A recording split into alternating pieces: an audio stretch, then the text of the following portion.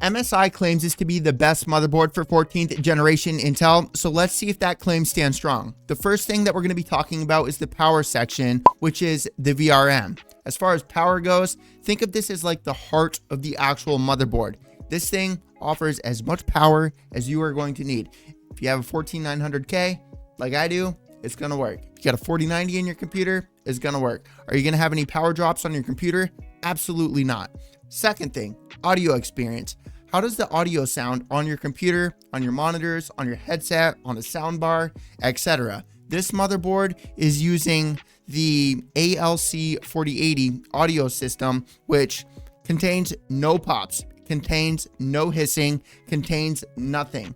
Have you ever gotten a soundbar or a headset or just using your monitor and you're hearing this just like this hissing noise, just like this random noise, guess what? That is not on this motherboard. You ever playing a game and you get this like little crackle pop, just random crackle pop? This does not do that. Motherboard offers an awesome audio experience. Storage. How's the storage hand up on this motherboard? Guess what? If you got Gen 5 NVMe, you're bulletproof with this thing. You got Gen 4, you're bulletproof with this thing.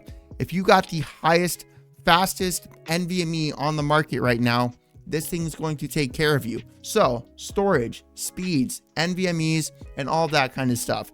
This thing is going to be great for you. And there are a ton of them. Forgot to say to like the video, subscribe to the channel, leave a comment. I hate saying it just as much as you probably hate me saying it, but if I do not say it, like 1% of you will actually do it. Like, subscribe, leave a comment, all that good stuff. Now let's move on to the connectivity. Probably my favorite thing about this, actually, yes, my favorite thing about this motherboard. There is so many USB slots, but not only is there a ton of USBs on the back of this motherboard, you got the BioFlash, you got the CMOS, you got everything that you're going to need on this. If you get this and let's say Intel decides to do a refresh for the 4th time in a row with 15th generation Intel, you can just update your BIOS without needing a 12th gen, 13th gen, or 14th generation CPU, which is awesome. More and more motherboards are starting to do this, especially with the Z790s and Z690s because of Intel refreshing the actual CPU lineup. So the connectivity is great. As far as Wi-Fi goes, this does offer Wi-Fi 7 if you got the, like, I forget the companies that are offering it, but if you have the like 20 gigabytes per second fiber internet, I'm so jealous if you actually have that. But if you have that, this thing is going to actually support that. Same thing for the LAN cable. It's going to support that 20 gigabyte internet speed, which is just outrageous. I can't believe we're at a point in time where we're actually seeing internet speeds like that. So overall, connectivity, USB ports, LAN cable, Wi-Fi, all of that kind of stuff is going to run amazing. Bluetooth, I haven't really noticed any like delay or lag, which has happened to me before with like I love Asus products, I really do, especially because of their application. But the connectivity with the Wi-Fi and the Bluetooth and the peripherals like a wireless mouse, a wireless keyboard, wireless headset, it does not work good. It just doesn't. You know what I mean? Like you could be watching a video and like the audio is just not in sync. That has nothing to do with your headset. It has nothing to do with your computer. It has to do with the Wi-Fi that's included with the actual motherboard. So unless you get a headset that comes with its own little USB dongle, the connection is going to be pretty poor. However, this, you do not need any of that stuff. It works great. There's no delay that I'm noticing. So the ports, this motherboard is going to have the USB 3.1, SATA, and more, but it's missing something called Thunderbolt. And is that a big deal? I don't really know. It's kind of up to you. I don't see this being a big deal, but could be to you. If you need Thunderbolt connection, I don't know. I don't need that. So other features about this motherboard. It's fancy. It looks beautiful. Look at it. It looks beautiful. It's such a nice motherboard. It is hands down my favorite looking motherboard without even a single question.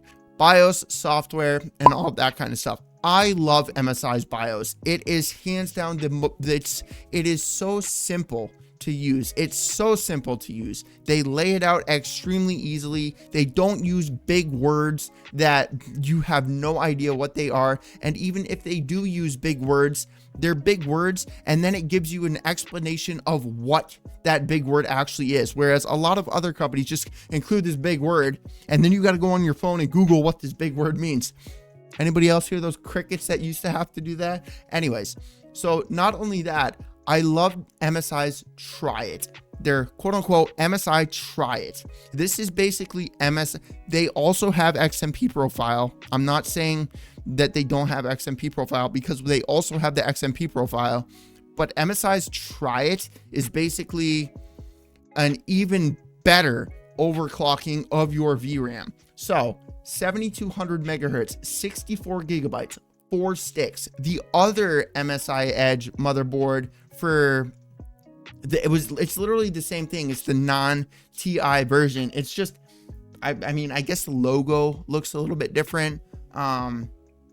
But so that one, that was the first motherboard I was ever able to get a stable overclock or a stable XMP with 4 sticks of DDR5 RAM. So basically the way MSI's Try It works is you go to 7300 or 74 and you test your computer, you benchmark it, see if it crashed. If it doesn't crash, you go up to 76.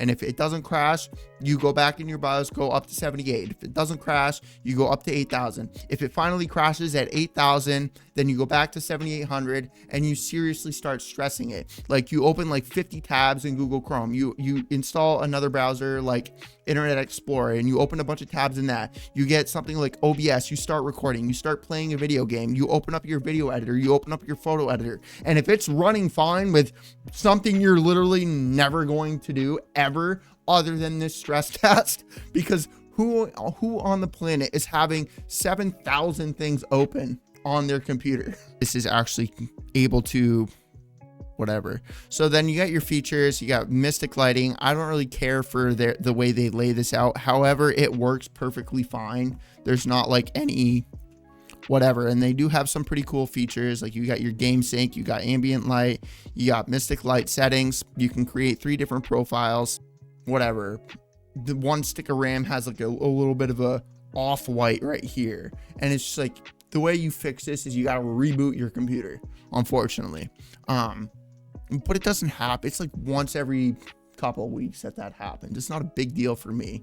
You know what I mean? So yeah, man, overall, beautiful motherboard, works incredible, features full, jam-packed. And if there's anything that I didn't cover that you have questions on, feel free to leave that down in the comments and I'm more than happy to reply and answer that for you. So yeah, links, everything down in the description.